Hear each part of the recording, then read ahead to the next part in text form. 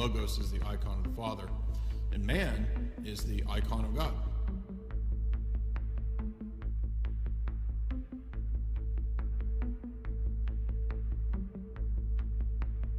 We are the image of God. Dire Wave 3.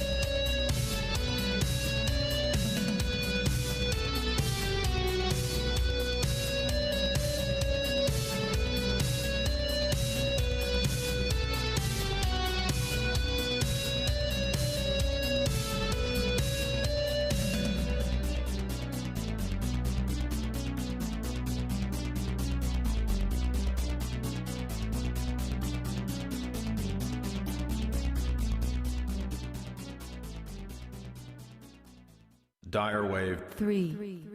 Like that.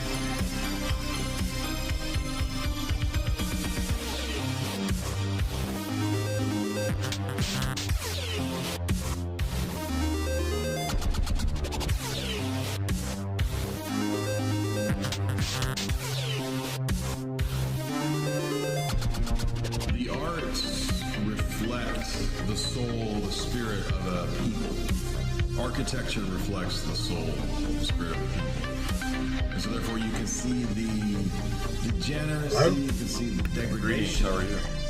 I'm fine. How are you? Let's see here. Let me Doing just well. do that. Ah, there we go. That's much better. And then move that little box around. Okay. Sounds like a pogrom. Welcome back. It is. It's a pogrom party. Good. I see you have a nice. Is that a real bookshelf or is that a virtual green screen It's CGI. You behind can you. see the outline around me. Oh, really? Yeah, Great. and then all the notes in the books are CGI too. I just stuck all those in Oh, there. wow. Well, thank you. These are real old guy books. Thank you for coming back, Thank you. Jim. Glad to have you back. Of course, Jim's works can be found at the Strategic Culture Foundation. He has a lot of excellent essays there. I forgot to put that in the description here, so let me add that Also at real quick. Chronicles Magazine. And you can, of course, find all of his works at Chronicles. If you would, for the audience, I was in a rush. I had a lot of things going today, multiple interviews. If you could, give everybody in my audience a brief kind of overview of what you write about, what you cover.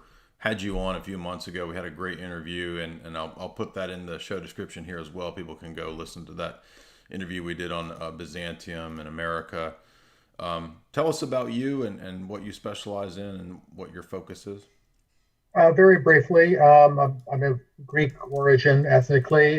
Grew up in a military family. My father was a career fighter pilot in the U.S. Air Force. I went a lawyer by professional training and certification, but I've never really practiced law. I served in the U.S. diplomatic service for about 6.5 years, service in Mexico, and also in the Office of Soviet Union Affairs at the State Department back in the olden days when there was a Soviet Union. At the time I was there, by the way, my father was the Air Force attaché in Moscow. And then after that, I worked for about 17 years on Capitol Hill in the as a staffer in the leadership of the U.S. Senate Republican leadership as a foreign policy analyst. Also did some other issues like pro-life work and things of that sort. And then after that, I was an evil Washington lobbyist for several years before being essentially now retired, doing some writing, mostly on international affairs. But as you know, Jay, I like to try to bring a broader historical and spiritual perspective what we see going on around us. I mean, I was just, in fact, just watching your earlier piece about the Great Reset. I mean, we live in very ominous times. Yeah. And I think when we talk about political issues of global affairs, what's going on with our Armenia and Azerbaijan, what's going on in Ukraine, that we lose sight of the broader mystery of iniquity that surrounds us and that is deepening. And I don't mean that in a Hal Lindsey, late great Planet Earth kind of thing. That the there goes Antichrist Jim. He knows the date of the rapture. Yeah, You heard it, everybody. He predicted the date. Yes, I don't. I mean, it is easy and maybe a little too tempting to see the signs of the times and the things we were warned about, and say, yeah, it could be happening, or maybe it doesn't happen for another 10,000 years. We don't really know. But we do know that we were in the last days 2,000 years ago, and we're still in the last days. And that on the one hand, the Katahon, the restrainer, whoever the restrainer is, we can't say precisely, but we can say that as each bulwark of a godly, decent society is removed, we are going further in that direction, and that there are many antichrists before we get to the Antichrist. And that is a struggle that goes on throughout world history, and that in which we are all participants for good or ill. And I think we lose sight of that sometimes. That as not only as Christians, but as citizens, as fathers, as husbands, as people with responsibilities, we have a role to play and a responsibility to not only to God but to our fellow human beings to try to see where the deeper significance of political developments are, and how we can, at least with whatever small bit of power we have, whether it's in our vote or some other means, try to accomplish something for the better. So that, I guess, is the perspective I would try to bring in things based on my life experience. I want to get to some of the specifics of recent events. Let's rewind a bit. Let's get into some of the history. A lot of young people don't know a lot about the Cold War. It's an area that I got pretty deep into in my research, my graduate work. I did some work on propaganda in the Cold War. And a lot of the big geopolitical tones over the last 50 years or so have dealt a lot with the place of the Cold War. And one of the reasons that I wanted to do this talk with you, and I'd asked you a few weeks ago to come back, you were out of the U.S. at the time, but now the timing is perfect because a lot of people are asking questions about where we are in the world, what's happening in the big sphere of things that you were just talking about. A lot of people are asking questions in the Orthodox Church as well about subversion, about the church being turned in different ways, being seduced by different ideas from the outside. So the first question is, can you give us your take on the Cold War, and in what sense the Cold War prepped us for, in your take, where we are now in the modern world? Thank you, Jay. I think that's a very important question because you're right, especially for the younger audience. They may not really understand the Cold War all that well. They didn't really live through it, even though right now we're living through another Cold War with Russia that in some respects is like the previous one, and in some respects is very different. And I'll touch on that. But just very briefly, looking at the broader thrust of world politics, which really means up until 1914 European history. That the last stable international system broke down in 1914 with the beginning of World War I, which really, to my mind, was a kind of an auto-genocide of European Christian civilization. That this was the civilization that had become the first truly global presence. And of course, there were a number of major empires in that civilization. There was the British Empire, which was the first among equals, so the French, the Germans, the Russians, the Austrians. The United States is a rising empire in the Western Hemisphere, and even spreading out into the Far East through the acquisition of the Philippines at the expense of Spain. There were certain basic assumptions about international life. They were all at least nominally Christian powers, and maybe some of them took that a little more seriously than others. We obviously have different strains of Roman Catholicism, Protestantism, Orthodoxy among those powers.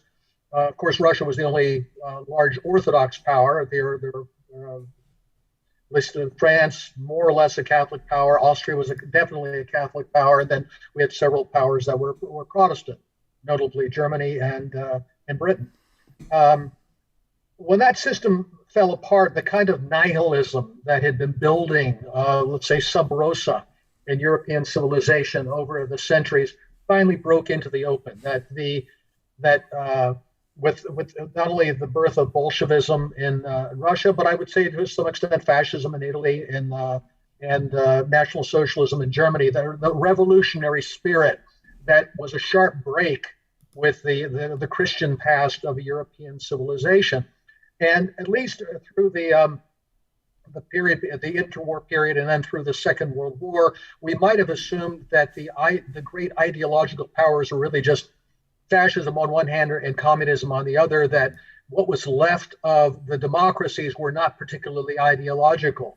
And I think that was maybe true to a certain extent. We look, for example, that once the World War II was over, Germany was defeated, and then the world was roughly divided between a communist bloc led by the Soviet Union, although there was a falling out with China later, and then a free world led by the United States, which was nominally Christian in many respects. People forget that if you asked Americans back in the 1940s and 50s what separated us from communism, they would say, we believe in God we trust, whereas they're godless communism. Their philosophy is explicitly godless. And in fact, in the 1950s, the Knights of Columbus, which is, as you know, a Catholic men's organization, lobbied to get "In God We Trust" put into the Pledge of Allegiance, which was not in the original text of the Pledge of Allegiance, to emphasize what made America different from communism. I think as the collapse of communism in the late 1980s and then culminating in 1991 took a lot of people by surprise, but it really, I think, was an expression of the extent to which the communist ideology was simply not consistent with human nature, that building up within the communist system and its contradictions was the rising of a normal society that had resisted the alien implant of Bolshevism all those decades. And what's rather paradoxical about that is if you look at what developed after the end of communism in the 1990s and then on into our own day, is the extent to which when we look at things like sexual mores, the concept of the family, the role of religion in public life, those actually emerged stronger in the post-communist countries than they did here in the West. And I think it's only in hindsight we realize the extent to which, no, it wasn't just communism and fascism that were revolutionary, modernizing ideology, that we actually, under the guise of more of an old-fashioned, God-fearing democracy, were becoming much more radically ideological in many respects than they were. But it was more in terms of things like feminism and the sexual revolution and the civil rights revolution, that basically anything that were any of the old certainties of society that we thought we had inherited and had avoided with the radical nature of communism were actually eating away at our society as well. And that these were becoming part of the new ruling ideology, which now is really, I think, coming to its culminating form, the woke period.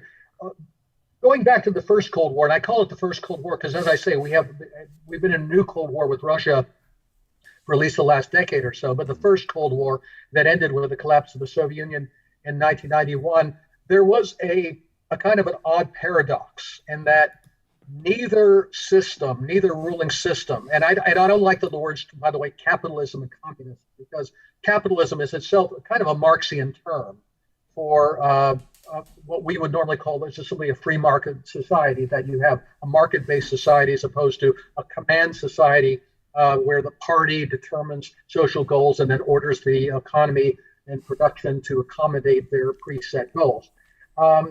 But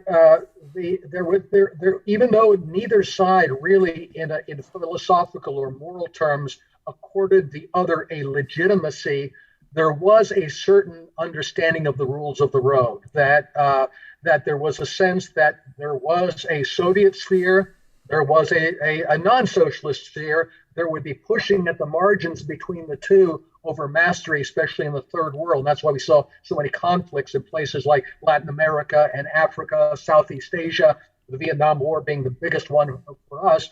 But there also there was a determination on both sides that not go too far, that not up to open conflict. So we had things like arms control agreements, the hotline set up after the Cuban Missile Crisis, so that each side would have the ability to warn the other if something happened that might look like a launch, but they didn't want them of nuclear missiles, and they didn't want them to make a mistake and launch their own missiles based on a false warning. So there were things like that. There was a much more of a comity accorded to the other side in diplomatic exchange.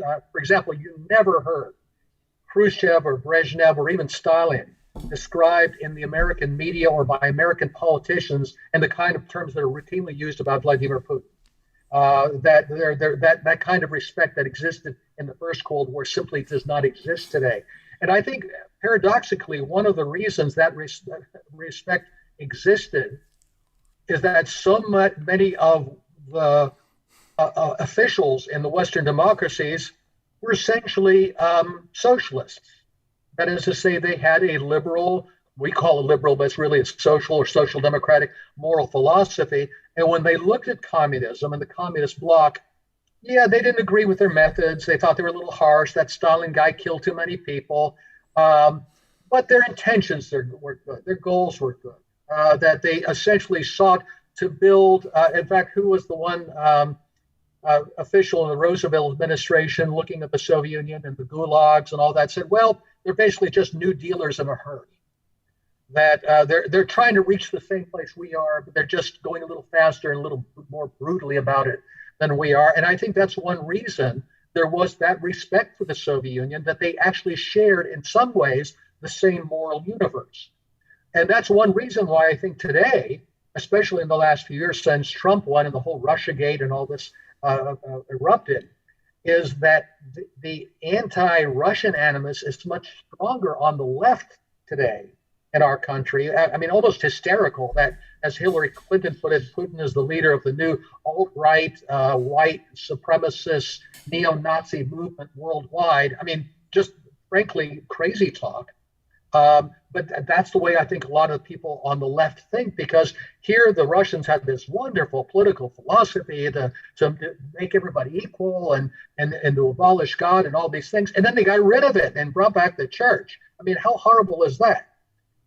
So I think there's a very interesting cross currents that distinguish the first Cold War from what we see now, and then the place of the United States. And unfortunately, I think this is likely to continue no matter who comes out on top. A lot of our focus right now is who's going to come out on top, Biden or Trump. I reluctantly say I think probably Biden, although I'm not certain of that. But I think the sad thing is that either way, it's not probably likely to change the broader course of American policy. That Trump wanted, I think, to change that. If he gets a second term, maybe he'll keep trying to change that.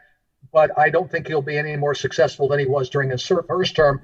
On the other hand, if Biden and his merry band of warmongers take over, I think it's Katie bar the door. I think we're going to have a much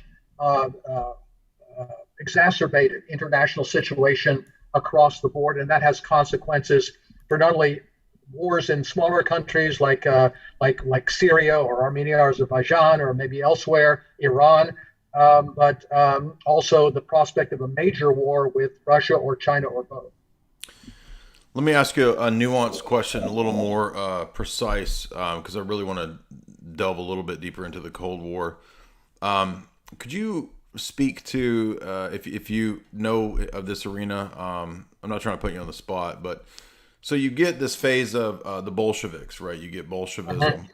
You've got the other sort of little groups, Mensheviks, and then you've got, eventually you get Leninism, you get Stalinism. And then Stalinism seems to be this new phase where you get, the persecution of Trotsky. You get the notion of retaining some idea of Russian identity amidst this whatever Stalinism is. And then there's this period where Stalin rejects the Marshall Plan aid, even though previously he's the ally, right? But then he rejects the Marshall Plan aid, and usually this is dated as the beginning of the Cold War. And then the NKVD attains this reputation of being this very notorious but well-organized international espionage and operation going on. And then over time, this weakens and it collapses. We know, as you mentioned, what happens in the 80s and the 90s. Is there a significant... let me ask it this way. What exactly is going on during the Stalin period that leads to this collapse? I mean, I know there's a lot of factors. I know the West is doing a lot of operations. There's a lot of economic pressures that are being put on. But what is the problem in Stalinism? Is it the inherent sort of contradiction of persecuting the elites in the party? Or what is it that brings this about? Well, first off, in a sense, I would say there never really was anything such as Stalinism. Solzhenitsyn has written that one of the things, what landed him in the concentration camps in the first place was his criticizing Stalin for his deviations from what he regarded as original Leninism. And then he writes later in life that in retrospect, he can't really see where Stalin deviated in any significant way from Lenin, that he was simply a faithful disciple of Lenin in most respects. Well, as we know, Trotsky actually was a very close associate of Lenin during the revolution and during the Civil War. He was the creator of the Red Army, right, and essentially the main guide of the Civil War that defeated really the Russian resistance, that national and religious resistance to the Bolsheviks among the white armies, which were in a very disadvantageous strategic position from the beginning of the Civil War. Despite Bolshevik propaganda, by the way, they never really got much support from the outside powers. Part of Marxist history is that the 21 capitalist powers invaded the Soviet Union to strangle the revolution in its cradle. Of course, nothing was like that was true. Quite to the contrary, that the Western powers, and when I say Western, means basically the Entente powers fighting against Germany and Austria, and that also included Japan, of course. They provided some aid to the White Army to the white armies, which were separate, disjointed armies around the periphery of the country, unfortunately. But their main goals were simply to try to carve up the Russian Empire in the same way that the Sykes-Picot Treaty carved up the Ottoman Empire. They had their eyes on spheres of influence and territory they acquired in Russia. So they wanted the whites to keep fighting the Reds, to keep them from consolidating their hold on the whole country. They didn't want the whites to win either. And as it turns out, the whites were not able to maintain their resistance. The Reds won by 1921, and of course there was the horrific slaughter. Like even in Crimea, after the Reds took it, after Wrangel's forces evacuated in 1921, there was somewhere between 50 and 100,000 people that were simply just shot by the Bolsheviks after they took hold, just in Crimea. A lot of that, by the way, was done under Bela Kun, a Hungarian communist who had run the Hungarian Soviet Republic in 1919 for a short period of time, and then failed, went back to the Soviet Union, and then participated in mass murders in Russia. Once the Bolsheviks were victorious, there was always the tension, and then Stalin and Trotsky became the main leaders of these factions within the party. Trotsky wanting to pursue immediate world revolution, and particularly Bolshevik revolution, trying to foment a Bolshevik revolution in Germany. In fact, for a short time in 1919 as well, there had been a Bavarian Soviet Republic. In fact, one of the prisoners for a time of the Bavarian Soviet Republic was Cardinal Pacelli, who later became Pope Pius the 12th, I believe it was. And by the way, there's also an interesting story about the Roman Catholic Church in the Soviet Union in the 1920s. I don't know if you're familiar with the Derbigny mission in Russia in the 1920s. This was a Roman Catholic mission in Russia under, I forget his first name. He was not a priest. He may have been a bishop. Derbigny is his last name, who was sent by the Vatican with the understanding that with the Bolshevik persecution of the Russian Orthodox Church, this would prepare the ground for the Catholicization of Russia. That is to say, with the collapse of the Russian Church, this would open the door to basically causing all these former Orthodox to become Catholic. And that was Derbigny's mission there. And this coincides with the setting up of the Rusicum by the Vatican, by the so-called Russian centers outside of Russia, where Russian refugees would come to these churches thinking they were Orthodox churches. And in fact, they were Roman Catholic churches with, everything exactly like it was a Russian church. So they sort of thought their time had come.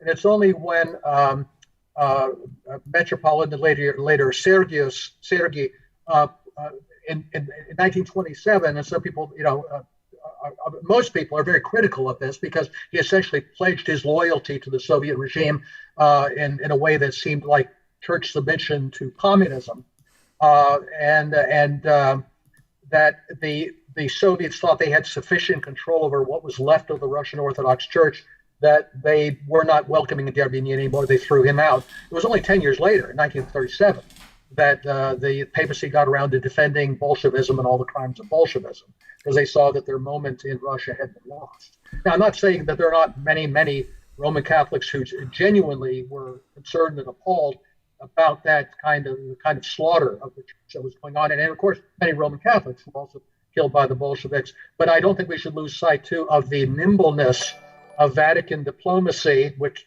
is a very real thing, as you know, and its designs on the religious future in Russia.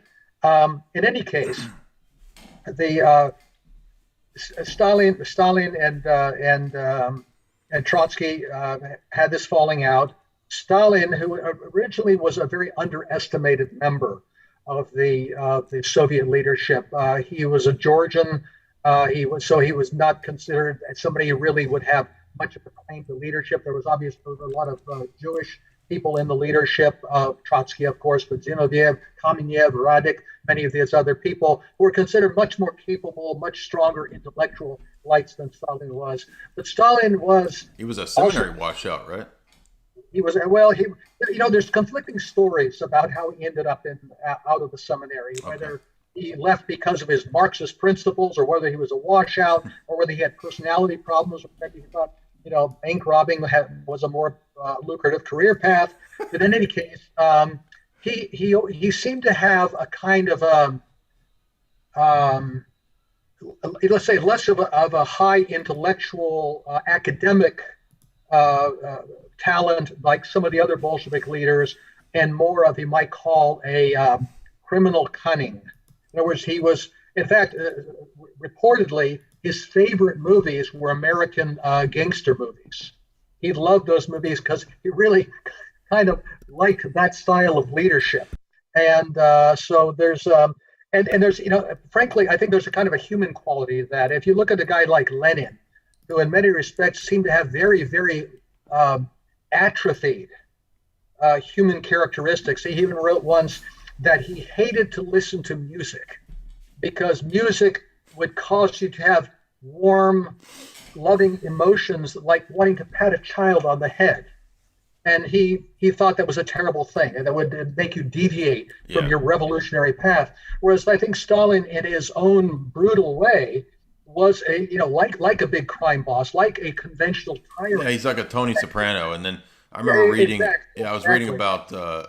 There's a great book by Richard Wurmbrand, Marx and Satan, and I think it may have some, but I have a bio of Lenin too, and I think in the biography of Lenin there was something about him writing poetry to Satan, and he wished that he could blow up the entire universe. It's like, who says they want to blow up the entire universe? And then I think towards his latter days, he ended up just, they said that they would wheel him out in his wheelchair and he would howl at the moon.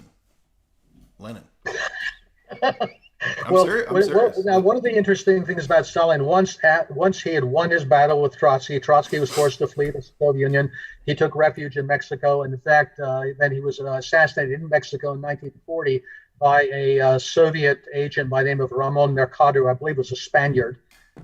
Mexico doesn't have the death penalty, so I think he served out his 25-year sentence, and then left, went back to the Soviet Union, split his time between Cuba and the Soviet Union, got a medal. The Soviets were loyal to their people, and he was a family friend. He killed him with an ice axe, an ice axe, mountain climbing axe. I think there's something humorous about that. Whoever heard of an alpine axe in Mexico City? Anyway, it's so he did. But then, yes, go ahead. Well, there's speculation about every event in history, but some people speculate that maybe it wasn't Stalin that had Trotsky killed. Trotsky might have actually been a German agent, this kind of stuff. Have you heard this kind of stuff? I haven't heard about that. Of course, in a sense, they were all German agents when they came into Russia in the first place and into the revolutionary situation in 1917. After Trotsky left, Stalin, in a sense, stole many aspects of Trotsky's policies in terms of radical transformation of the Soviet economy, collectivization of agriculture, which killed several million people. The estimates vary, but we're talking about maybe 10 million people that died as a result. And contrary, and I know this is going to be controversial, contrary to what Ukrainian nationalists say about the Holodomor, this was not just Ukraine. It wasn't a national thing. It was basically crushing the agricultural sector and the free peasant farmers. And obviously Ukraine was very hard hit because it was a major agricultural area, but so were parts of Russia, parts of Kazakhstan. It was a disaster for the whole agricultural. But what it was designed to do, and in fact did do, is diverted a lot of resources from agriculture into heavy industry, which is what Stalin wanted to do. The other thing that we should keep in mind, of course, in 1933, when Hitler came to power in Germany, I think Stalin began to believe that war with Germany was increasingly likely. He also was a very keen student of what Hitler's behavior was in Germany, and I think what he took great note in 1934, the Night of the Long Knives, when Hitler assassinated Ernst Röhm and a lot of the leadership of the Sturmabteilung to establish his mastery within the party. Eliminated, you might say, to some extent, the left wing of the Nazi Party, the socialist part of the National Socialist Party. A lot of these people, many of whom, by the way, were former communists. Mm-hmm. There were a lot of communists who defected to the Nazis, and not too long before they came to power. And Stalin saw this, and I think he saw that as a model for his own turning of terror, which had up to that point been primarily used by the Bolsheviks against segments of the population they thought could pose potential resistance. Shoot all the priests, shoot the policemen, shoot the army officers, crush the independent peasantry. But for the first time now, Stalin turned the terror against the party apparatus itself. So that means he accused all the old Bolsheviks like Zinoviev, Kamenev. He even executed his own police chief, Genrikh Yagoda, accused them of being German agents, had them tortured, put on trial, and shot. And by the way, there's a little vignette. Genrikh Yagoda, who was a very brutal murderer, head of the NKVD, and where I guess it was maybe it's still GPU. Anyway, whatever its previous incarnation was. Supposedly, once before, not long before he was executed, somebody asked him if he believed in God. And he said, so he's sitting there in the Lubyanka getting ready to be shot. And he says, "For all of my service to Stalin, I deserved the highest rewards. For all of my violations against the laws of man and God, I deserve the harshest punishment. Look at me where I am today and tell me, does God exist?" So he knew what he was getting was what he had earned based on his life. In any case, the other thing about Stalin is that he began to also realize, it seems, that if war with Germany was inevitable, people were not going to fight for communism. They were going to fight for their country. And this is where we saw, for example, the Sergei Eisenstein films like Alexander Nevsky and the two parts of Ivan the Terrible. I think Stalin clearly wanted himself to be perceived by the population. So he wanted to utilize that propaganda, right, of a form of nationalism. Yes. And even to some extent, if you can believe it, defense of the church. It's interesting that when the Germans invaded the Soviet Union, that of course they looked at the Russians as Untermenschen, as a lower order of life, that they would be serfs in the new order for the Herrenvolk, and they of course they didn't care about religion. So if the Russians wanted to reopen their churches, they were allowed to do that under German occupation. Interestingly, Stalin did not reclose those churches when the Soviet Union reconquered those territories in the course of the war, and they remained open actually until the early 1960s, when Khrushchev began his liberalization program, because he wanted to open up Soviet society a little bit more, but he had to offset the party bureaucracy to show he was still on the true path to communism. And one way he did that is he closed half the churches in the Soviet Union that were open at the time, that had been reopened under the Germans and had remained open under Stalin. And by the way, many of these, and this is relevant to what we're getting to with Ukraine, a high percentage of the churches that were open during the communist period were in Ukraine and Belarus, because those are the areas that were mostly occupied by the Germans, where more churches have been allowed to open. So hold on, they were occupied, but you cut out there. What? I was saying that one reason that, and this is relevant to what we're seeing with the conflict in the Ukrainian church today, is a very high percentage of the churches in the Russian Orthodox Church, in the Soviet Union as a whole, or in Russia as a whole, were in Ukraine and Belarus, because those were the areas occupied by the Germans, and where more churches were allowed to open. And then, of course, they remained open under Stalin, although many of them were later. If you still closed half the church in the Soviet Union, that still leaves a lot of churches mostly located in the West. This is the difficult, nuanced area that a lot of people get divided on and mad about, which is the relationship of Stalin to the church, and then the KGB to the church, the bishops installed, the persecution of clerics and Orthodox. And I'm not saying Stalin was a good guy, but what I'm saying is that it's more nuanced than a lot of times people make it, to where they don't understand why anytime during this period there would be any positive appraisal of something like that, where Stalin is allowing the churches to be reopened. But what you're saying is that he's not doing it because he believes. He's doing it out of a power move, a pragmatic power move, correct? Well, that's true. And on the other hand, neither of us is a mind reader, right? I mean, I think it was Vladika Jonah who told me that there is an account, and maybe it's true, maybe it's not, that Stalin confessed to a priest before he died. Maybe he did. I hope he did.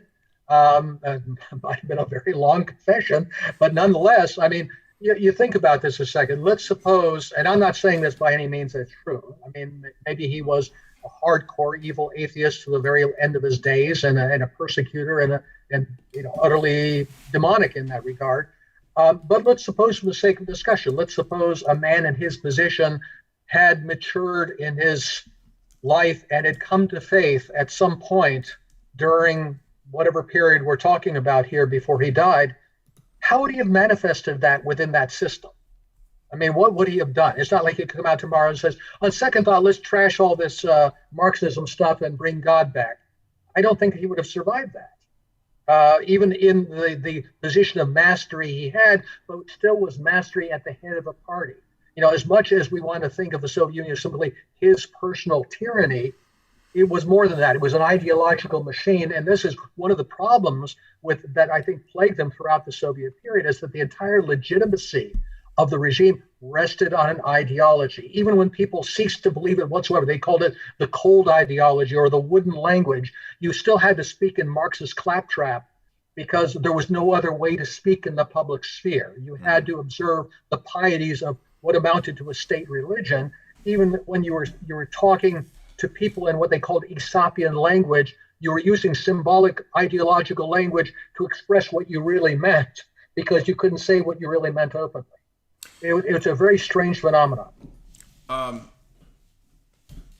Could you speak to the degree, to your knowledge, to which the placement of basically what everybody refers to colloquially, the KGB bishops, right? You've got all these people placed into the church. You get the persecution of the church such that Western intelligence agencies offer people to come over, expatriate, immigrés. This is where we get things like ROKOR, the Russian Orthodox Church outside of Russia. And this introduces a really complex, difficult series of relationships and people leaving and fleeing. And could you speak to that and maybe shed any kind of light because, for example, we got some people in the audience who will be like the Roman Catholic attitude, and they'll say, Russian Orthodox Church equals all KGB. Right. You're all KGB people. And they don't realize that it's way more complex than that, because it's Western intelligence agencies that helped foster people leaving Russia.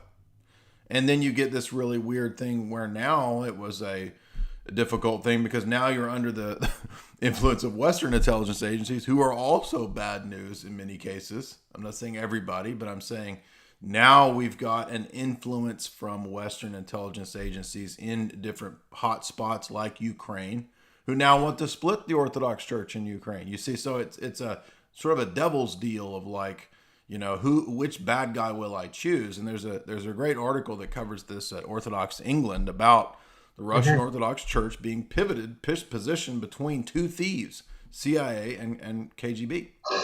Yeah, that's a very good way to put it, and we'll get to those obviously with respect to the ecumenical patriarchate as well. Just to the big picture, of course, is that the modern secularists and non-religious people like to talk a lot about separation of church and state, and that, of course, was one of the Bolshevik slogans. And as Christians, and especially as Orthodox Christians, we don't accept that concept. We do understand, however, that inherent in Christianity is that there's a difference between the kingdom of God and the kingdom of Caesar. That there's the power of Caesar and there's the power of the God in the church. Although even Caesar, as Christ said to Pilate, you have no authority except the word given to you from above. That even Caesar, even if Caesar is a heathen, nonetheless Caesar gets his power from God by his allowance, if not by his will. And hopefully in a Christian society, especially an Orthodox society, and this was the harmony of the church and the state we saw in the East Roman Empire, which I hate that they call it the Byzantine Empire, the East Roman Empire, and later in Russia and the other Orthodox countries, where the ideal, which ideals never are perfectly carried out, but they remain ideals, is that both the monarch and also the church authorities, usually headed by a patriarch, answer to God in their respective spheres of influence, and they cooperate with each other for the welfare of everybody, that the state guards people's bodies and the church guards their souls, and that they reinforce one another. That is what we hope for in a Christian society. But that also means that there is an influence back and forth between the two spheres, that politics does influence the church, and we would certainly hope the church influences politics. And I think we see that, for example, St. John Chrysostom was sent into exile 3 times. He died the 3rd time out. That emperors changed patriarchs when they wanted to. Sometimes they had them imprisoned or killed. That there was political influence, and in fact, this was one of the things that led to the schism, the Great Schism with the West, was which patriarch would be installed by the emperor, and whether the Pope should have a say in that or not. So we do have these kind of influences. Sometimes these can be benign. That the bishops at the time of Constantine or Theodosius the Great liked being a friend of the emperor because it benefited the church. If the emperor is a heretic, if the emperor is a pagan, or the emperor is an atheist, that presents other problems. You look at, for example, the what they called the famous Runciman book about the great church in captivity, about the ecumenical patriarchate under Ottoman rule, where the sultans used to sell the office openly and then constantly be removing the patriarch so that the Greeks would be forced to come up with money to buy their candidate for patriarchate as opposed to the other guy's candidate for the patriarchate. So these influences have always existed.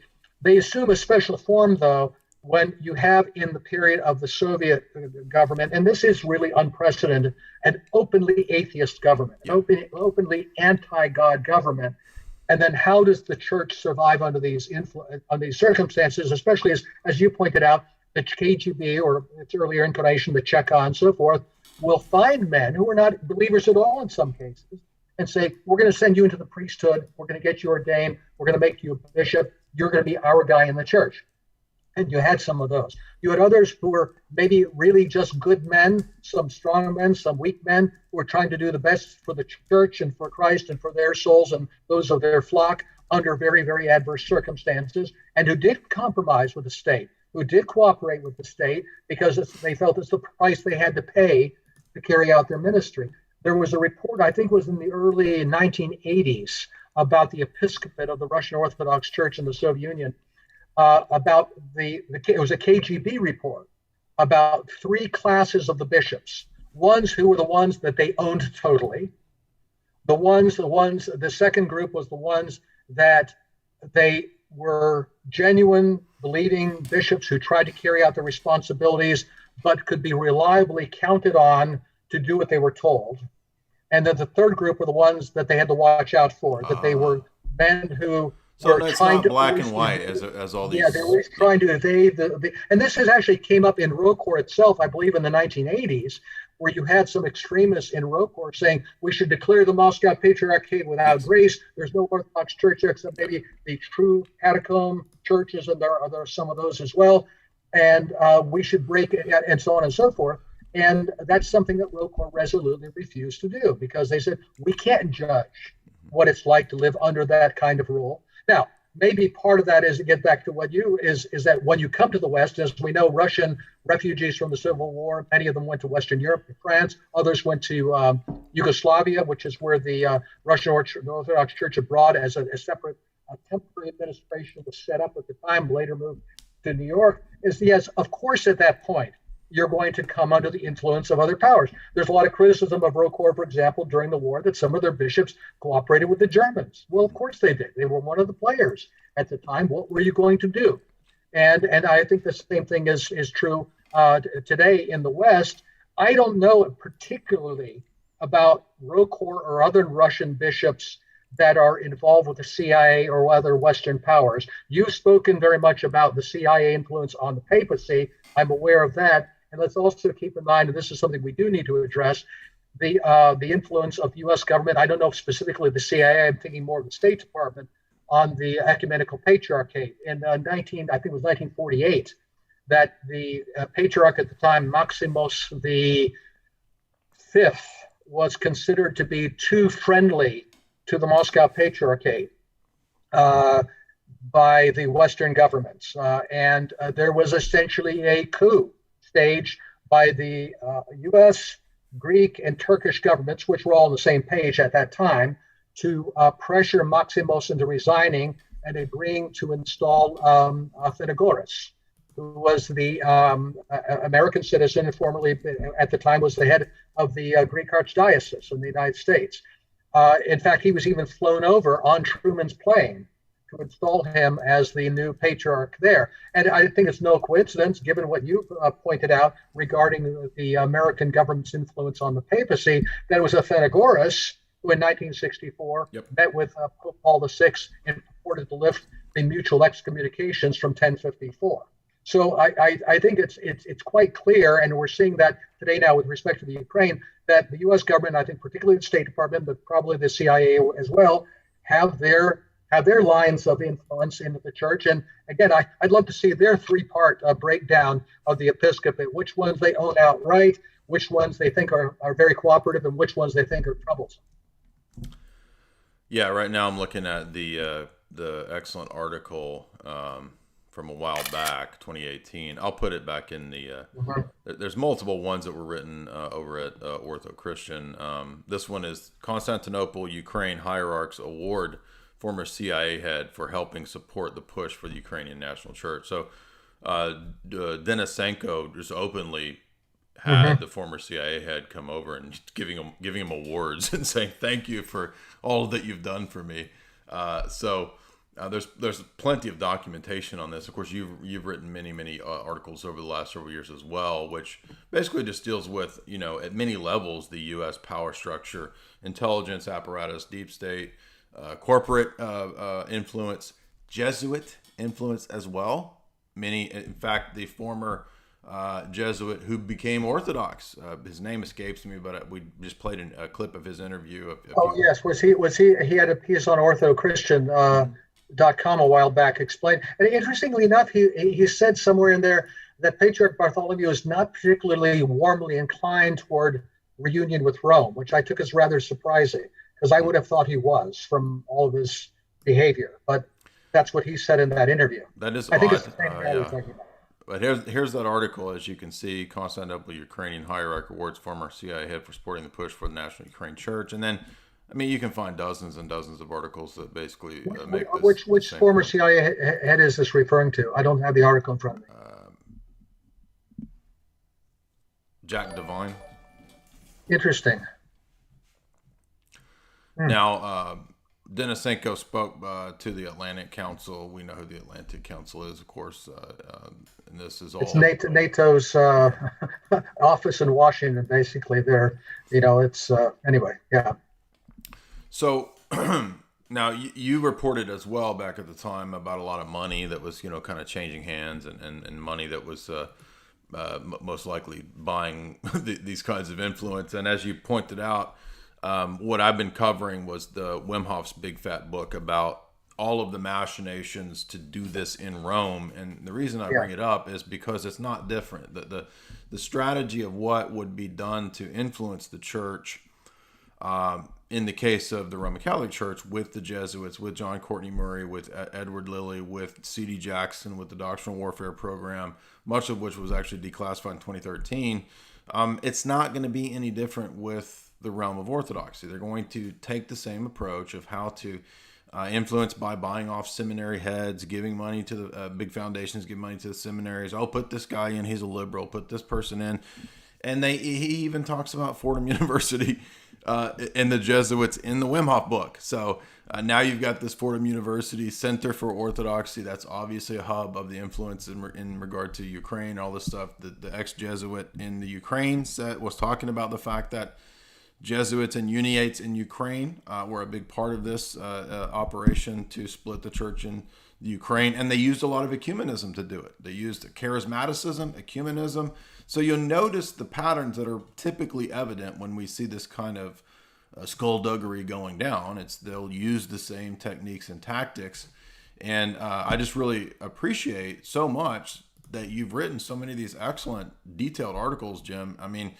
Let me ask it this way.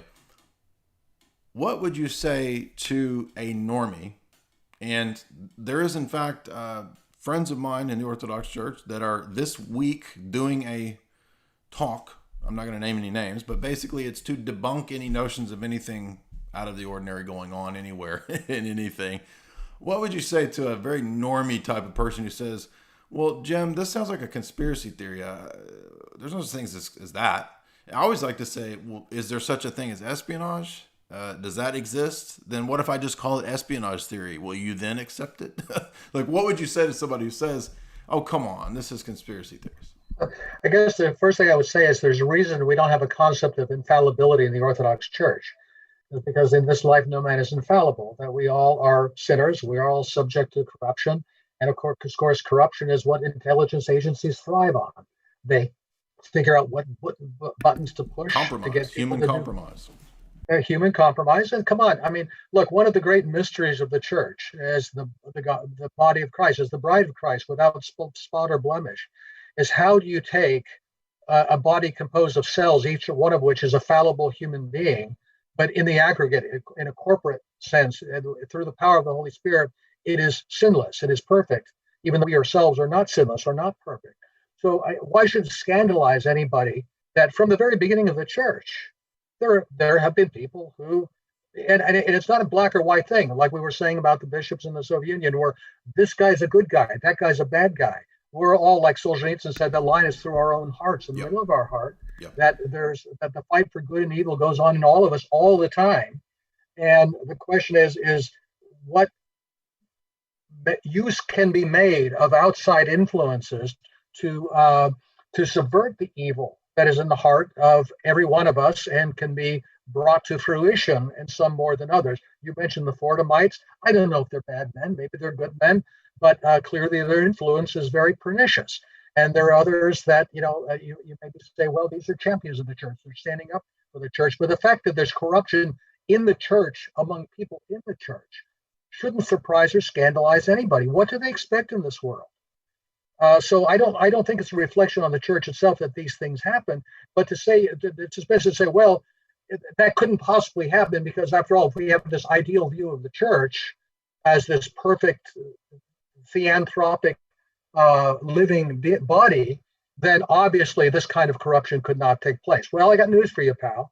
It's been there forever. It will be there until our Lord comes back. And that fight goes on all the time. So I don't see how anybody dismisses that out of hand as a conspiracy. You can take issue with the individual assertions. And I'll tell you, with regard to things I've written, I've said where I have heard reports that this is true. I think this fact tends to confirm it, but I can't say for a fact. Like, for example, when I hear that $25 million, and I've reported this, was given to the Patriarchate of Constantinople as an incentive to help Patriarch Bartholomew move along with giving the tomos of autocephaly to the schismatics. I don't know for a fact that he did that, but I've heard the report and I consider the report credible. If somebody thinks it's not credible and they think there's a reason it's not credible, I'd love to hear it. If it was given, where'd the money come from? Did it come from the State Department? Did it come from Ukrainian oligarchs collected by Petro Poroshenko, the former president? I've heard both reports. Is it a different part of money we're talking about, or is it simply an echo of the same payment coming from different sources and not consistent? Yeah, but hold on, Jim. I've heard you on international news outlets giving interviews where you talk about the existence of FALSE flags. So you're immediately discredited. You talk about a thing, you have no credibility. You immediately discredit because that doesn't exist. Even though it begins every war, it doesn't exist. Well, I mean, this is literally what I'm dealing with. The people that I'm dealing with, they're saying I know. This doesn't exist. There's no such thing as a fake flag. There's no such thing as espionage or at a grand level, this kind of espionage. It doesn't exist. Well, Jay, I don't even know where to begin with that. I mean, look, there's some things like the $25 million payment. I don't really know for sure what happened. Yeah, you could say other things I do know for sure. Like, for example, some of the false flags that we remember, a lot of people flushed them down the memory hole. Some of the false flags we saw in the Balkans over like Serb mortar attacks on Muslim positions or the massacre in Racak in Kosovo. Yeah, but I mean, that this exists is not in Those question. were absolute lies. Pardon? But that is a real thing. Maybe not in every Yeah, instance. well, of course, But I mean, this is just silly. yeah, yeah. Um, I just don't know what to say. If people are that naive and they are so, and look, as you know, it's not just this. We're getting it with the coronavirus and everything else, that you can't question the narrative on anything, or else you're engaging in conspiracy theories. As you know, the word conspiracy theory itself was concocted to debunk the exposure of information that doesn't follow the narrative. Yeah. So I don't know what to say. If somebody's going to accuse you of those things and say you're not credible, I'm not credible because you know what? My beard looks kind of like Alexander Dugin. So obviously I'm an evil person. I mean, yeah, any similarities equals the same, right? So I've measured your beard. Your beard is literally the same length of inches, and so you guys literally are working together. Exactly right. Working yes, together to destroy the West. Okay, exactly. By the way, of course, I don't think that the people who take this attitude really care what the Bible says, but the Bible has a lot of conspiracies in it. The Bible has many chapters, many books that deal with conspiring people. Sure. Courtly politics in the days of the kings. Courtly conspirers on the part of Ahab and Jezebel. The spies that go out into the promised land. I mean, the Bible has all kinds of instances. The devil conspired. Judas conspired. Conspiring on the part of the scribes and Pharisees, the conspiring on the part of the Romans, it's constant in the Bible, so it's just ludicrous. It's also everywhere in church history. Anybody who's read anything about church history knows that there's countless instances of intrigue of the state trying to control the church, this emperor trying to do this heretic trying to subvert that. I mean, it's just ludicrous. That I don't know if you've read Norwich's History of the Byzantine Empire. It's a very colorful story with just tons of skullduggery in there. And then also read Ostrolomov's History of the Council of Florence. I mean, to start with, we'll get from some of our Roman Catholic friends that, and the Pope trying to pay people off. And you have to accept the filioque because your bishops agreed to everything at the council. I said, yeah, they agreed to it. And they said, well, then you're bound by that. I said, no, we're not. They said, why not? I said, because they were lying. They knew what they were saying was not true. But the emperor told them they had to sign. I mean, and the Pope actually tried to buy people off. He offered money. Yeah, of course, or cut off their food supply when they wouldn't be cooperative. That's not political pressure, though. I mean, these things happen in history. Anybody who thinks that they don't, and some of it we'll know about, much of it we'll never know about. That's just the way of the world, Jay. Yeah, and we have this again. I mean, you've been in other countries. You've seen the Cold War for many years. You looked at this stuff. You've analyzed it. You obviously can give insight into these historical instances, and so you're not some crazed person that's saying this. Well, let me give you. I don't know if you saw my recent piece on before there was Hunter Biden and Ukraine. There was Iraq and Serbia. And there's one episode I described briefly in there regarding Bishop Artemia, the Serbian bishop of Kosovo, who was removed from his see in 2010. And he was removed right after the death of Patriarch Pavle, who was his protector, and right at the time when the U.S. NATO commander from Naples, Admiral Fitzgerald, visited Kosovo on 2 occasions. And reportedly, again, I can't prove it, but I have reports I consider credible. He or another high NATO official said, what we need here is a more cooperative bishop. So he was then removed from his see by the Serbian Synod, which in turn was acting under instruction from the Serbian government, which was a pro-Western Serbian government. So, I mean, that's a direct corruptive influence of not only American and NATO politics, but also local politics on church life, which remains disruptive to this day. He's still the Bishop of Russia and Prizren in exile. He has not accepted his being removed by the Synod because it was done uncanonically. In fact, in a couple of weeks, I'll be going back to Belgrade to testify in a court case regarding all of this. So, all of this, politics, law, legality, accusations of, and I think in many cases, false accusations of wrongdoing. This is all part and parcel of church politics, and it's ugly, but it's life. Yeah, exactly. Let's get to a couple of the articles you sent me. Now, I linked your article that you did there on that issue before there was Ukraine. There was these other situations, a la Biden and others. You sent me an article, "The End of the Calm," about Zelensky and his coming to power. You want to touch on that? What you see there?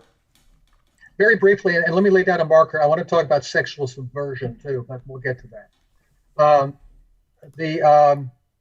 As you know, we're in the middle of a political crisis here in America, but a lot of the world is already anticipating Joe Biden is going to be the next president.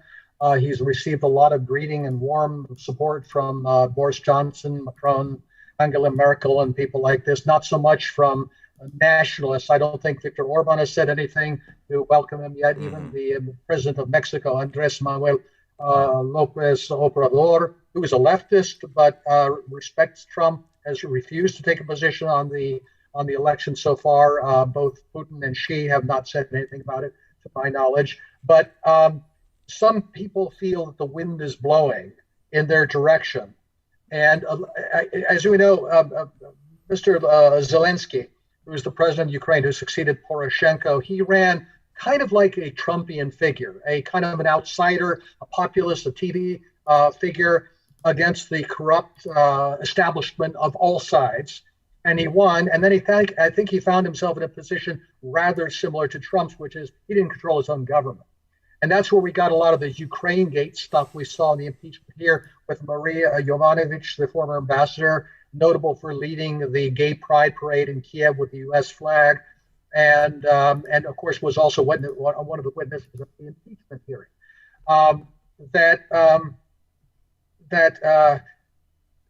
There's this anticipation that whatever minor obstacle Trump has been to a full-scale pressure on Russia is going to slack off. I mean, Trump has tried to defend himself against the charge of collusion. Nobody's been tougher on Russia than I have, because he, I think, feels pressured to do that, even though he promised a better relationship with Russia in 2016.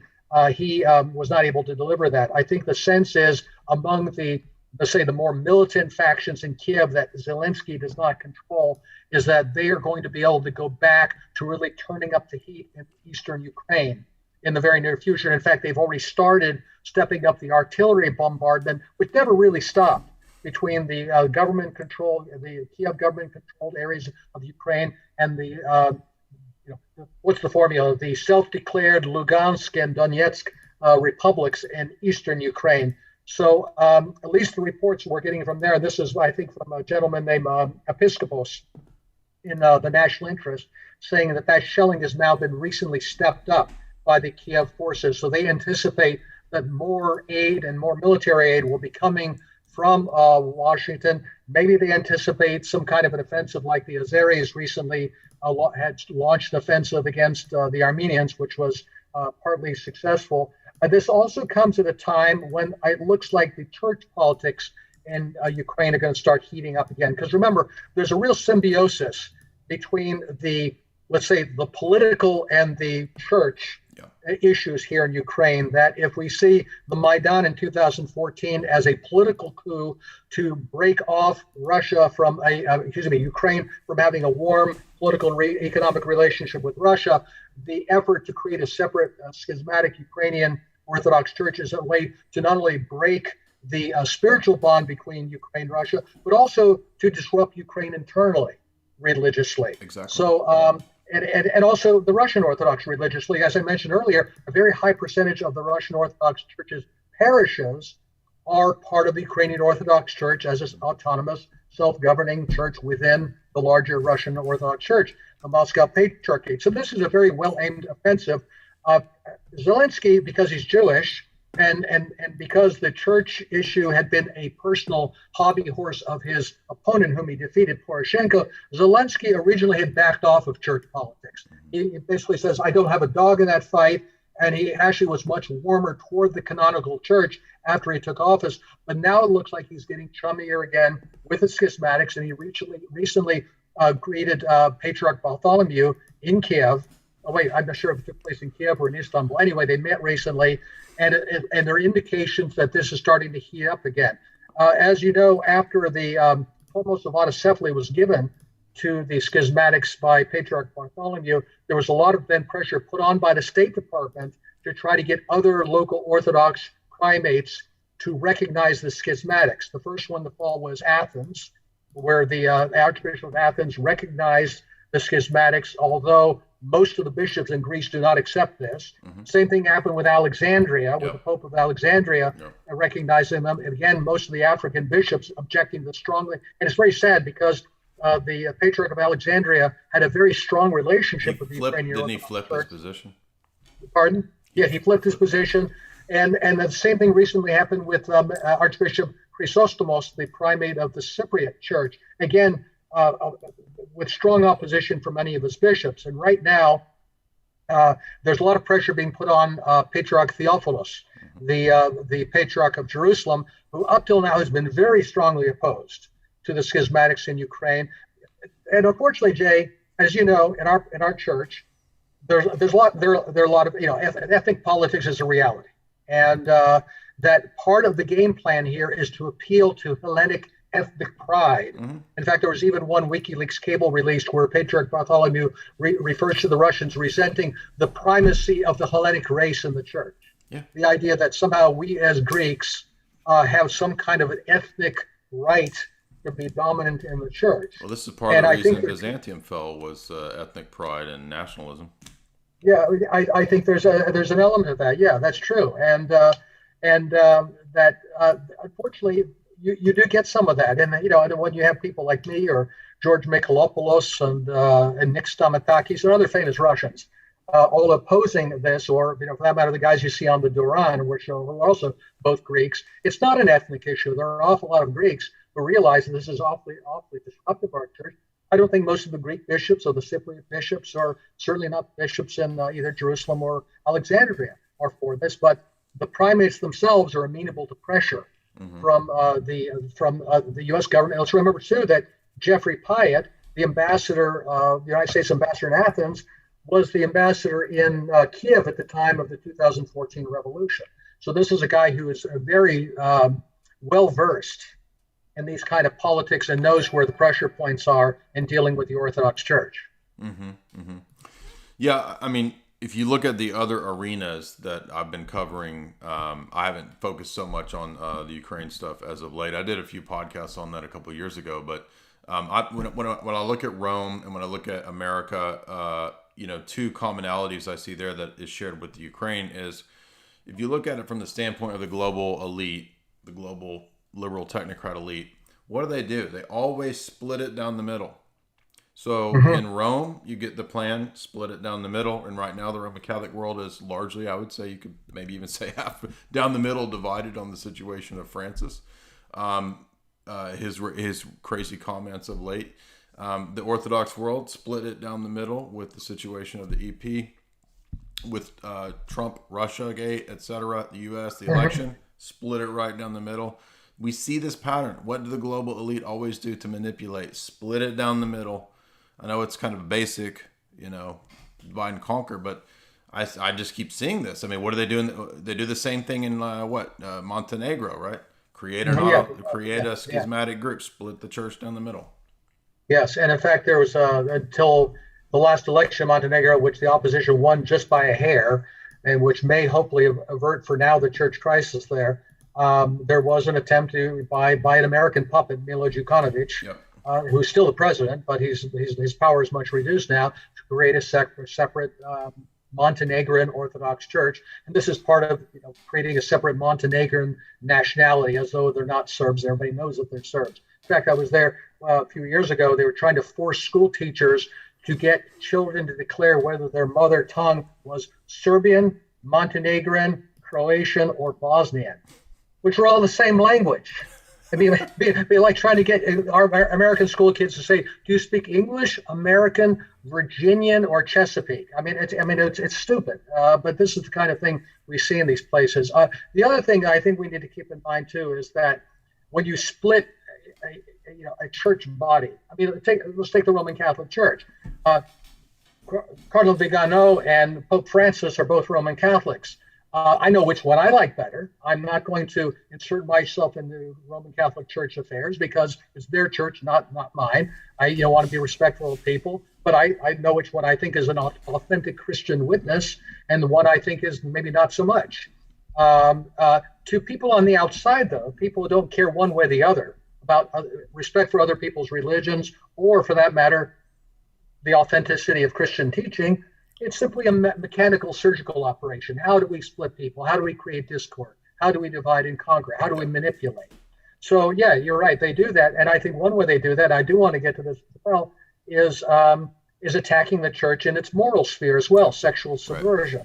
Right. It's one of the paradoxes after all these decades of the Cold War between, the communists on one side, atheists, openly anti-Christian on the other side, and nominally Christian, or at least post-Christian societies in the West, that the winds of social collapse, of feminism, of LGBT, all these things are much, much stronger in the West, of consumerism, materialism, that religion and conservative social ethos emerged much stronger in the post-communist countries, both Orthodox and Roman Catholic for that matter, than they were able to be preserved in the West. Mm-hmm. And I think this is also now part of how the elites in the Western countries crack the nut over there to say, all right, how do we break these societies?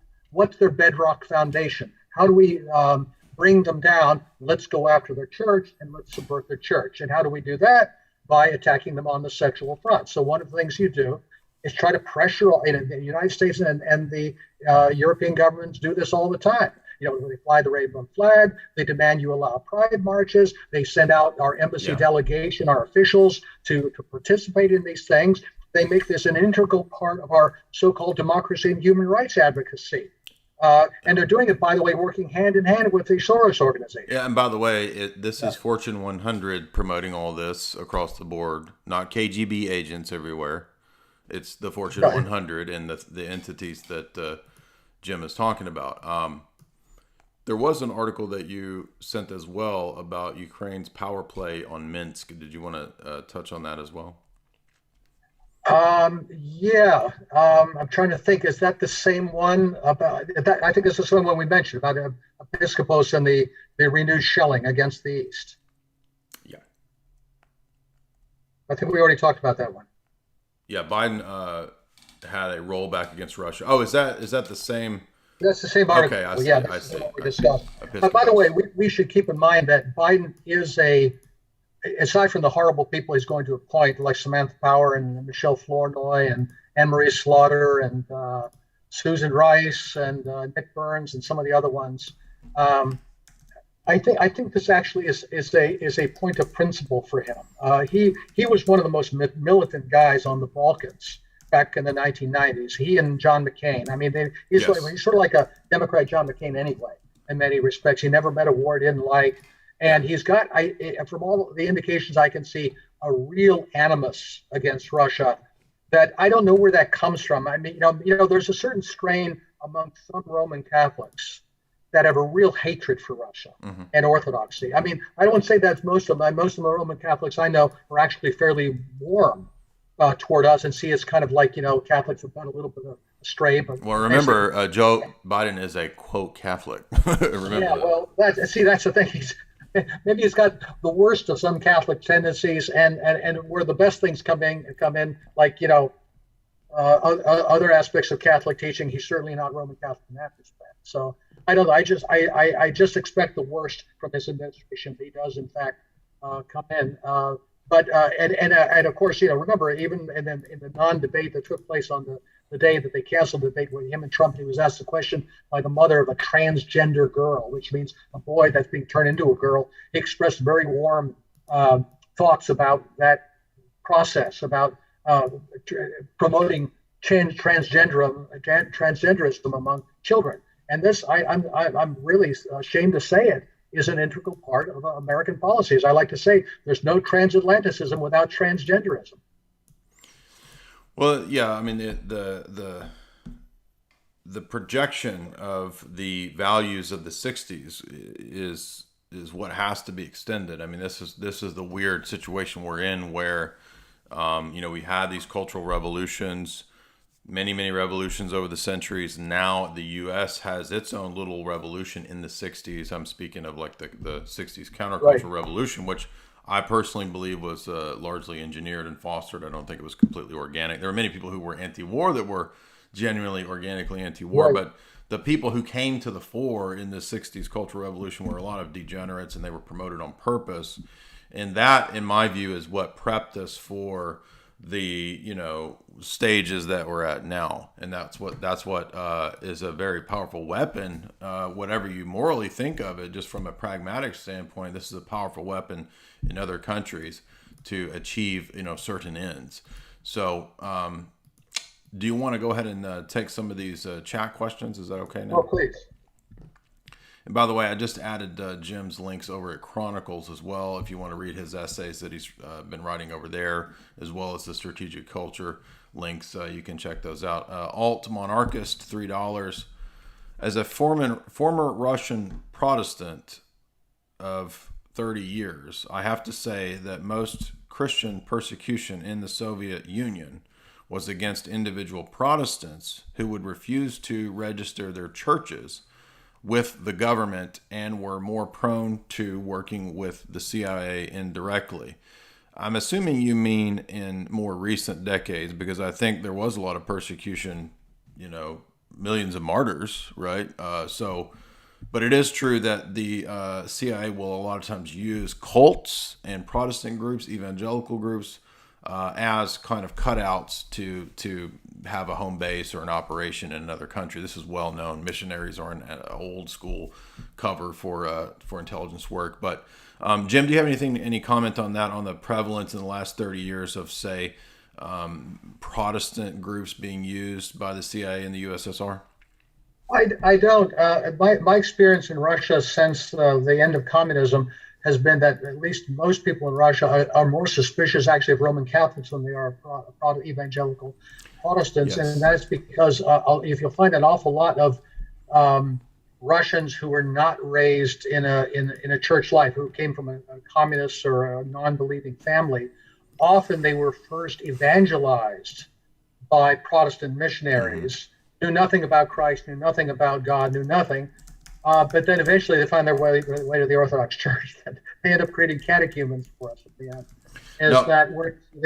Sorry, go ahead. No, you go ahead. But whereas there's and maybe this is historical because of the clashes with the Teutonic Knights and the Swedes and the Poles over the centuries, so that there's more of a sense of the Roman Catholic Church as a big, powerful, hostile organization that they have to be much more on guard against. They don't seem to feel that way about the Protestants as much, although there is some concern that, I remember sometimes they do stupid things. I can remember there was a few years ago, I think they fixed this. They wanted to ban the Salvation Army as a paramilitary organization, which is a little bit silly. I mean, you can disagree. And as I recall, the Salvation Army was not, since their thing as social welfare and helping people and meeting the needs of the body as much as the needs of the soul, they were quite open to working with the Orthodox Church on humanitarian charitable activities. So I don't know why anybody would want to ban them as Well, but there is a long history. For example, our good buddy Mark Hacker, and by the way, Mark's going to be coming on in the next week or so as well. This is the week of treating the geopolitical stuff in the next say 7-8 days, 2 weeks. And so Metropolitan Jonah will be coming back. We're going to be talking about the history of the Russian Orthodox Church. He's published in that arena. We had the discussion tonight with Jim.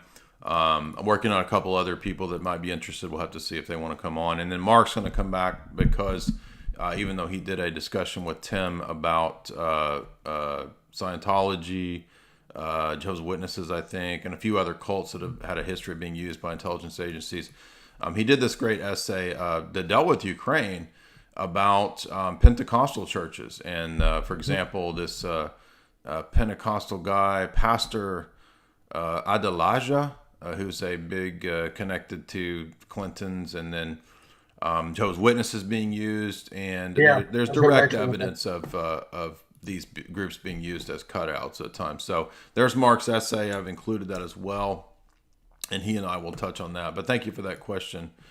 Romano sends $5, and he says, I just wanted to say thank you for all your hard work, Jay. Well, thank you. Much appreciated. Very, very glad for your support. And that's what keeps this going. If you guys want to see more of this, be sure and keep supporting me and support Jim. Be sure and go follow Jim on Twitter. I'm going to have his Twitter links as well, not just his articles, but also his follow him on Twitter. Until they shut me down, right?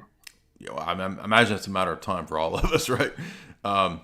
Christian, $15. He says, why are so many of America's founders Freemasons?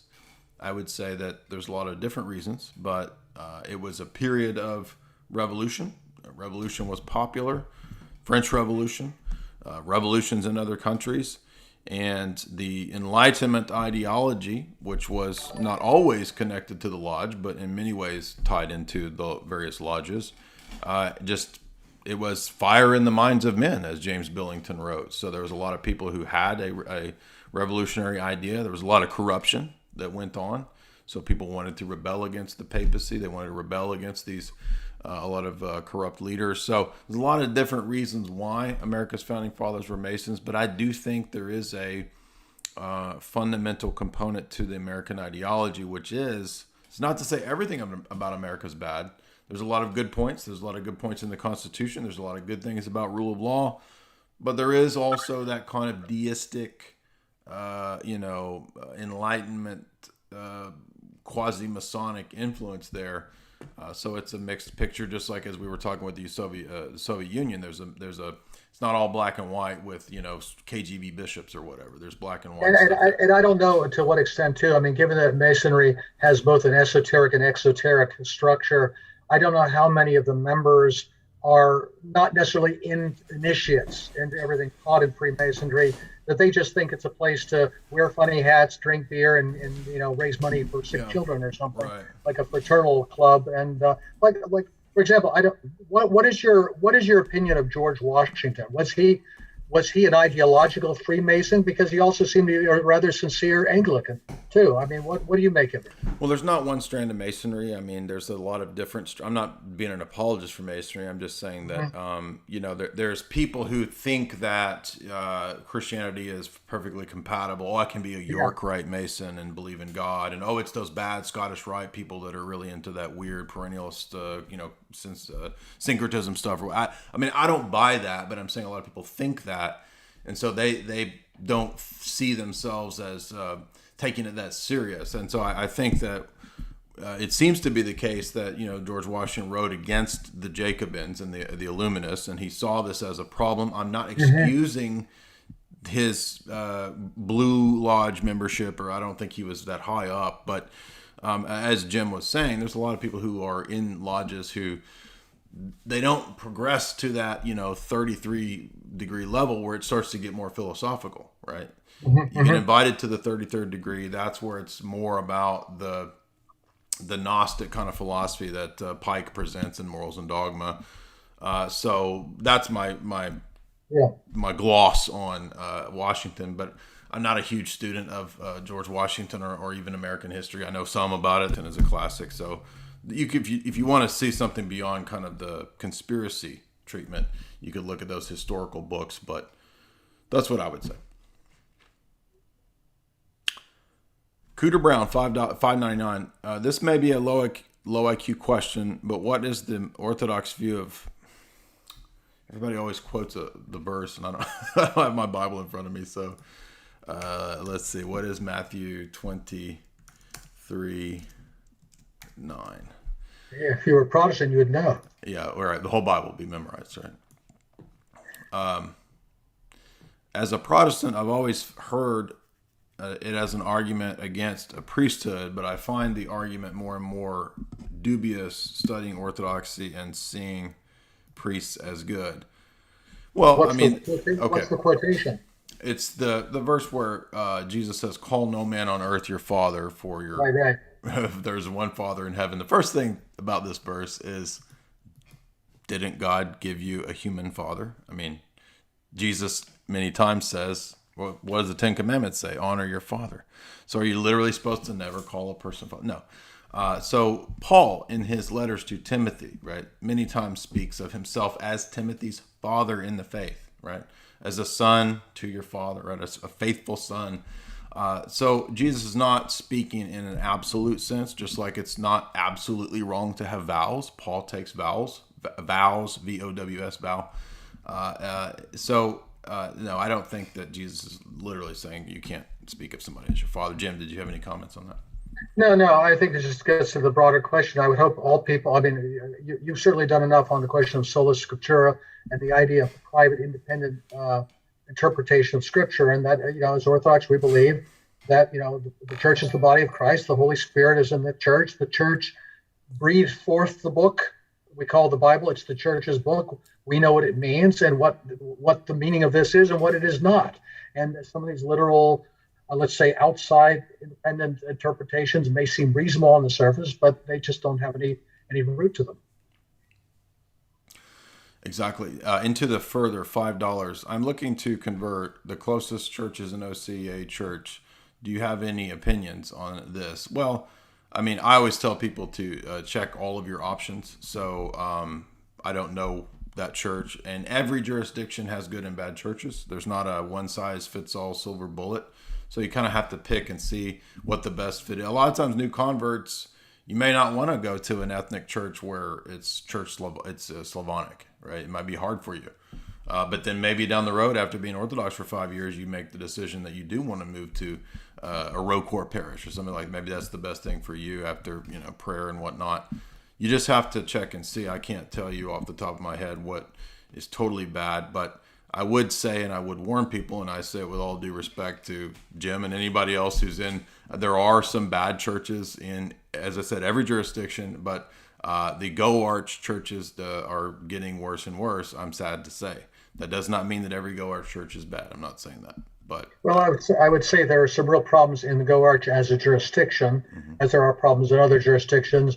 I don't know, it's spotty at the parish level, and it's true of every jurisdiction. Have, as you say, better in parishes and worse parishes. But I think we also need to resist the one somebody once called in the crisis in ROCOR back in the 80s with the sectarianism over saying there was no grace in the Russian church, right, is that we must avoid the arid sweetness of sectarianism to turn some part of the church into the super ultra really, really true Orthodox church, and don't go to those Orthodox churches because we're all in communion with one another. Right. Even with the break in communion between Moscow and Constantinople, they're still both in communion with everybody else.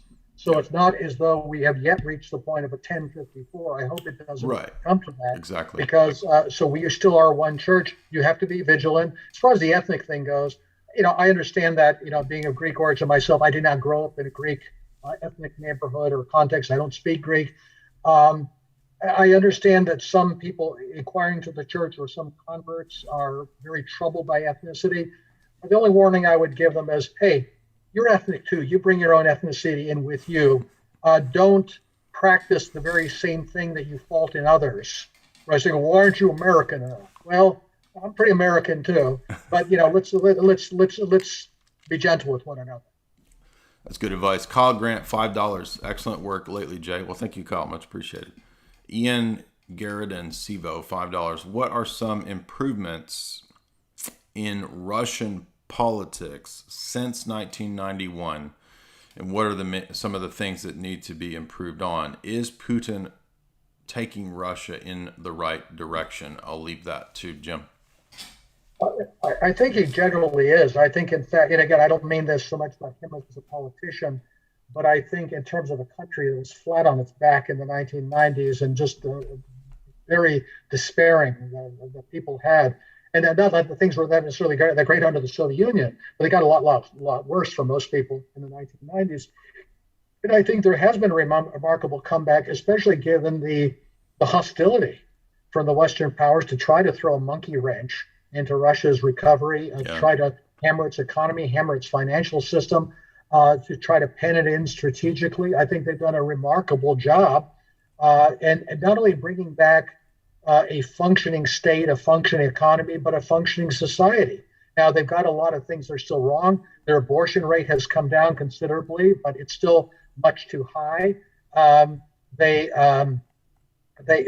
part of the result of all the sanctions they've had on them, there's been a lot of import substitution, but their financial system is still quite weak and dependent on the Western financial system, which is still their Achilles heel. So they have a long way to go, but look, ideally, if we had if I could advise President Trump and he can actually do the things that I thought he meant he wanted to do back in 2016, we should try to create something like a new concert of powers that existed in the 19th century in Europe that basically kept the peace for a very long time, where you basically come to an understanding with the other powers of a sphere of influence, kind of like we've had a Monroe Doctrine here for all these years, and we respect the Monroe doctrines of other powers, which we don't.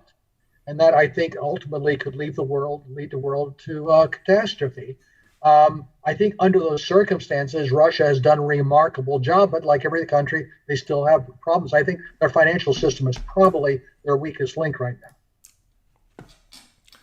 Highlands $5 says, thank you, Jay and Jim. Great talk. I'm finally able to catch you live. I will definitely be looking into Jim Jatras' material. Absolutely, highly recommend it. I've read many of his articles, and he's a pretty feisty tweeter too. He gets into the fray when it comes to the tweeting. He has no bone. He's not shy about getting into the fray. In fact, he goes further into the fray than I do. He has way more patience than me. I get impatient. I just leave. But Jim will debate to the end, and I give him props for that. Well, for sure. It's that Job-like patience with which I am endowed. Well, pretty soon you're going to have that Job-like beard. Which we assume Job had that kind of a beard, but and the hair too, right? Yep. So you're going to be full on Rasputin. You're going to be full on. I know. You're a Dugan clone, right? Yeah. There's Jim's Twitter. Everybody's if you're looking for his Twitter, there's his Twitter, and I will put that into the show description as well right now too. And thank you, Jim. It's been a great discussion. We've gone for almost 2 hours, hour and 40 minutes. But is there anything you want to leave anybody with? Any assessments of I know we can't really talk about the election stuff because YouTube won't allow it, but anything else that you've got working up in the works with articles or things we should be looking out for? No, not really. To tell the truth, because of some personal issues in the last year or so, tragedies in the family, I hasn't been writing as much. So I find it much more difficult to do that. It's much easier for me to just talk. I may be Laconian by origin, but I'm not laconic of speech. So it's I guess I can talk even when I can't. The muse will not inspire me to write. The only thing I would say, and this relates, I guess, both to the election and to the global situation, our hopes and fears about the future of the church is, put not your trust in princes. You can't expect any solution in politics. Amen. But I hope that both as not only Christians, but as citizens, as fathers, as husbands, as people with responsibilities in the world as well, not just sacerdotium, but imperium as well, because we are both physical and spiritual beings, right. That we have the discernment to do what we can to avoid evils that can be avoided. I think that was the phrase from Enoch Powell, the British politician, that we don't expect things to get better in this life. Maybe they will. Maybe God will be merciful to us. Frankly, in this country, we don't deserve it. In this world, we don't deserve it. I do think we are looking at a great reset that's happening even as we speak. There's somebody on Twitter named Ray, a Roman Catholic, who said, "Isn't it amazing all this stuff that we're being distracted by this election stuff? The great reset is rolling on, and we're seeing a new lockdown being rolled into place in many countries around the world. We're all watching the clock, but we're not checking the barometer. Yeah, we're not watching Klaus Schwab and all of his. Exactly. Yeah, and big things are happening, and I guess the question I always ask myself is, and I talked about this in one of these pieces about the possibility that there could be yet another world war, because we're about due for a major global conflagration. If you look at what's happened roughly every century since really the 30 Years' War, is that suppose you had lived in 1913, just before World War I broke out, and you knew exactly what was going to happen. What could you have done about it? Not much. You could have stood up on the rooftop and yelled, and who would have listened, and how would it have changed anything? Right. Today, you could tweet all about it, but it would just be a conspiracy theory anyway. Right. I think sometimes there are macro trends, not only politically, but spiritually in our world. And again, back to the mystery of iniquity, that we can try to do something about with whatever feeble power is at our disposal. But let's not kid ourselves. Things will happen as God wills or as God allows. And all we can really say is, did we do our duty? do our duty to God, to ourselves, to our fellow human beings, and to creation, and that's all we really can ask of ourselves, and leave the victory to God, the final victory. And in the meantime, there will be many defeats, and I'm afraid much suffering. Yeah, I think so. Wise words. Thank you, Jim. And be sure and follow him, follow his work. You can find him on Twitter. The link is in the show description.